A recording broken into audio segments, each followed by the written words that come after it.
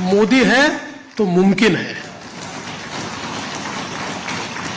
मोदीजींच्या नेतृत्वामध्ये देशामध्ये विजयाची मालिका ही लोकसभेनंतर पुन्हा एकदा हरियाणापासून सुरू झाली आणि महाराष्ट्राने जे मॅन्डेट या ठिकाणी आपल्याला दिलेला आहे, खरं म्हणजे महाराष्ट्राच्या जनतेला मी साष्टांग दंडवत घालतो।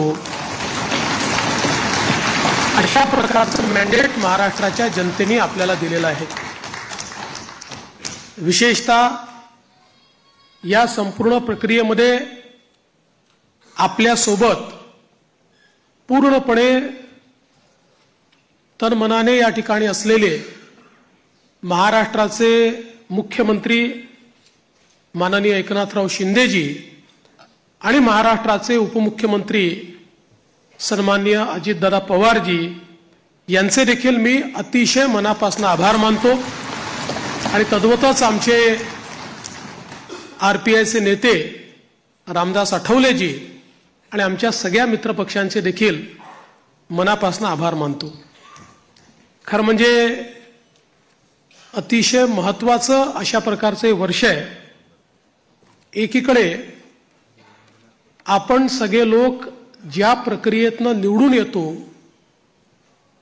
ती प्रक्रिया ज्या संविधानाने आपल्याला दिली, भारतरत्न डॉक्टर बाबासाहेब आंबेडकरांनी तयार केलेलं आमचे संविधान, या संविधानाची 75 वर्ष पूर्ण होत आहेत आणि म्हणून सर्वार्थानं एक अत्यंत महत्त्वाचं अशा प्रकारचे वर्ष आहे। कारण आपल्याला कल्पना आहे की देशाचे प्रधानमंत्री माननीय मोदीजी हे देखील नेहमी सांगतात की कुठल्याही ग्रंथापेक्षा, धर्मग्रंथापेक्षा माझ्याकरता भारताचं संविधान सगळ्यात महत्त्वाचं आहे। आणि एक असं संविधान की ज्या संविधानाने प्रत्येक भारतीयाला जगण्याचा, मोठं होण्याचा, समृद्ध होण्याचा अधिकार दिला आणि भारताला जगातले एक उत्तम राष्ट्र म्हणून प्रस्थापित करण्याचं काम केलं। अशा या संविधानाच्या 75 वर्ष पूर्ण होणाऱ्या अमृत महोत्सवी वर्षात पुन्हा एकदा या ठिकाणी आपण सरकार स्थापन करतोय।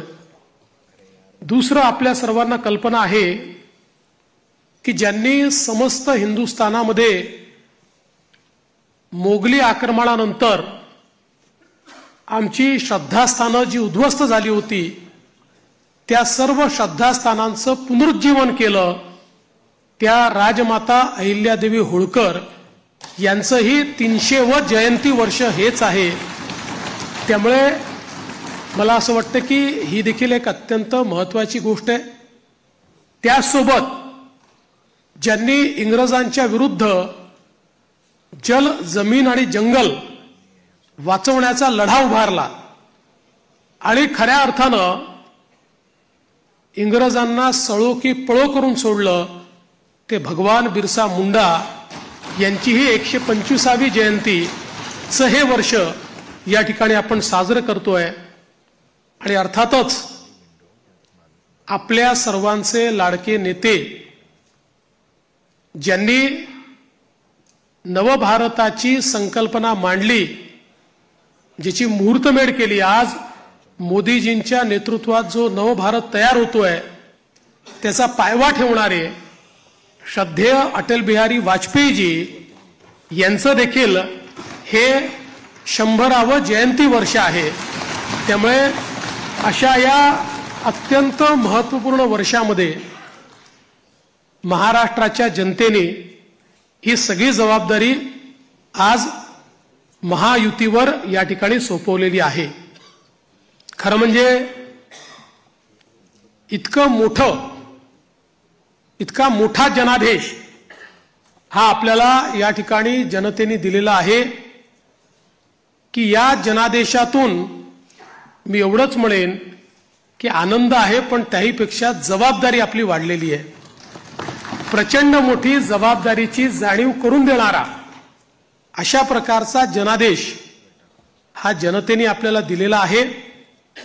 आणि विशेषतः आपल्या लाडक्या बहिणी असतील, आपले लाडके भाऊ असतील, आपले लाडके शेतकरी असतील, आपले लाडके युवा असतील, या सगळ्यांनी आणि समाजातल्या दलित, वंचित, ओबीसी, आदिवासी सगळ्यांनी जो जनादेश आपल्याला दिलेला आहे त्या जनादेशाचा सन्मान राखण्याचं काम हे आपल्याला करावं लागणार आहे. आणि म्हणून निश्चितपणे आपली प्राथमिकता आपण सुरू केलेल्या योजना आणि आपण दिलेली आश्वासनं ही पूर्ण करणं याच्याकडे आपली प्राथमिकता तर असेलच, पण त्यासोबत महाराष्ट्राला पुढे नेण्याकरता महाराष्ट्राला सर्व आघाड्यांवर पहिल्या क्रमांकावर आणण्याकरता आपल्या सर्वांना या ठिकाणी सातत्याने कार्यरत राहायचं आहे. आपल्याला कल्पना आहे की 2019 साली देखील जनतेचा कौल आपल्याला मिळाला होता. दुर्दैवाने जनतेचा जो कौल होता तो हिसकावून घेण्यात आला आणि जनतेसोबत एक प्रकारे बेईमानी त्या काळामध्ये झाली. मी काही त्या इतिहासामध्ये जाऊ इच्छित नाही, एक नवीन सुरुवात आपण करतोय, पण या गोष्टीचा निश्चित उल्लेख करेन की सुरुवातीच्या 2.5 वर्षामध्ये ज्या प्रकारे वेगवेगळ्या पद्धतीनं आपल्याला त्रास देण्यात आला, आपल्या आमदारांना त्रास देण्यात आला, नेत्यांना त्रास देण्यात आला, अशाही परिस्थितीमध्ये मला या गोष्टीचा अभिमान आहे की 2.5 वर्षात एकही आमदार आपल्याला सोडून गेला नाही.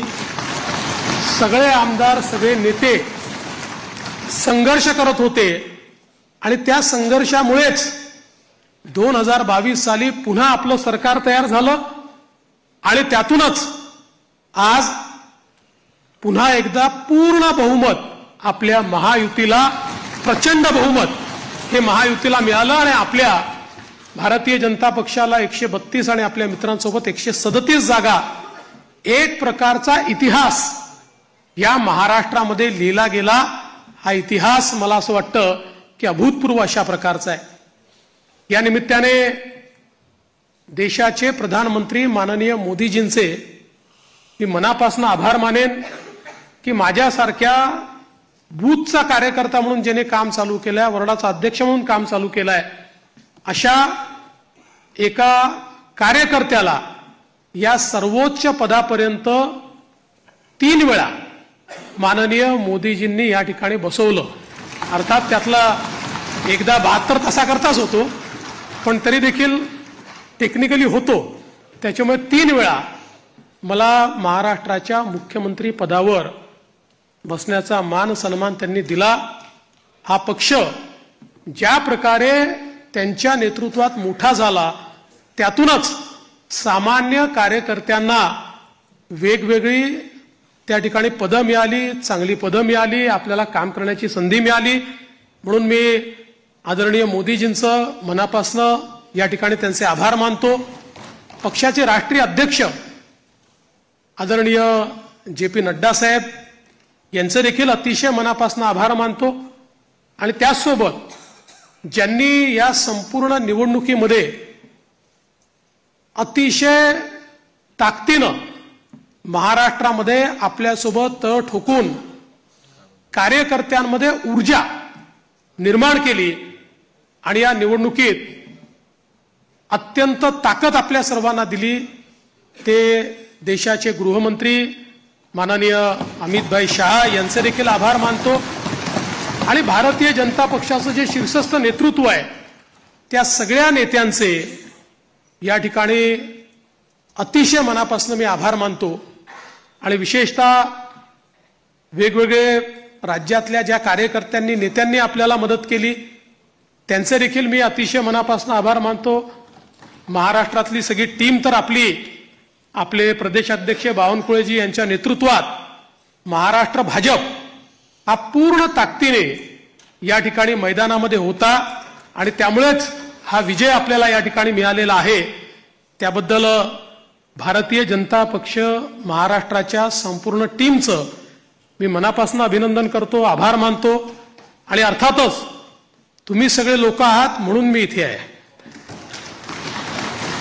तुम्ही नसतात तर मी इथे नसतो. त्याच्यामुळे तुमचे सगळ्यांचे मनपूर्वक आभार मानत असताना पुढची वाट ही आपल्याला अपेक्षा पूर्ण करण्याकरता संघर्षाची आहे. आपल्याला अपेक्षा पूर्ण करायच्या आहेत. त्यामुळे आपल्याला सगळ्यांना आपलं महायुतीचं सरकार आहे, या सरकारमध्ये एक दिलाने आपल्या सगळ्या मित्रांना सोबत घेऊन आणि प्रसंगी जेव्हा इतकं मोठं मॅन्डेट असतं त्यावेळी सगळ्या गोष्टी सगळ्यांच्या मनाच्या आपल्याला पूर्ण करता येत नाहीत. पण आपण एक लार्जर, एक मोठा अशा प्रकारचा विचार घेऊन, एक लार्जर गोल घेऊन आपण राजकारणामध्ये आलेलो आहोत. केवळ पदांकरता, केवळ आपल्याला कोणीतरी मोठं करावं याकरता आपण राजकारणात आलेले नाही आहोत.